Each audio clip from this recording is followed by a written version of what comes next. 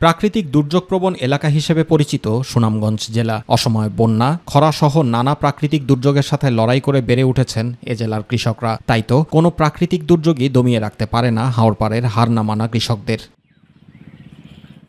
গেল কয়েকদিন আগেও টানা বৃষ্টিপাতের কারণে শীতকালীন সবজি চাষে অনেকটা ক্ষতিগ্রস্ত হলেও আবার সবজি চাষাবাদ করে লাভবান হওয়ার স্বপ্ন বুনছেন এখানকার কৃষক কৃষানীরা। টমেটো সারাত মারি খাইলাম, শসাত মারি খাইলাম, বেগুনও মারি খাইলাম, এখন আবার ফালাইলাম, অনেক লাগাইলাম, অনেক হাত জায়গা মরিয়া 18 থেকে 20 হাজার টাকা মারি গেছে। মারি কি এরপরে কত কষ্ট অনেক আবার ডাবল করে সারা লাগাইছি। দেখি আল্লাহ কি তাহলে আশা করি যতটুকু জীবন আছে ছাড়তাম না ইনশাল্লাহ।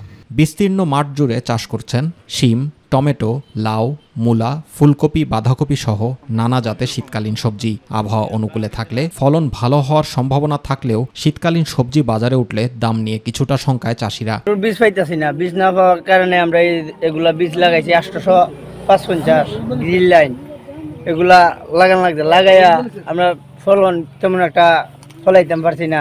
বর্তমানে যে খরচ গেছে খরচ আর কি সামনে দিক দিয়ে আপনার গ্যাস দর কমতেছে বাজার, আমরা তেমন একটা সবজি করে লাভ নিতে পারতাম না। বিভিন্ন প্রশিক্ষণ ও পরামর্শ দেয়ায় সুনামগঞ্জের কৃষকরা দিন দিন সবজি আবাদে উৎসাহিত হচ্ছে বলে জানিয়েছে এই কর্মকর্তা।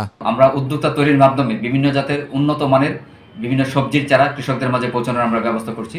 এই ক্ষেত্রে কৃষি বিভাগ সর্বদা কৃষকদের পাশে থেকে আমরা প্রয়োজনীয় পরামর্শ দান করছি এবং আমরা আশা করছি যে আমাদের যে লক্ষ্যমাত্রা প্রায় 2.5 লক্ষ মেট্রিক টন সবজি এটা সুনামগঞ্জ জেলায় উৎপাদন হবে বলে আমরা মনে করি।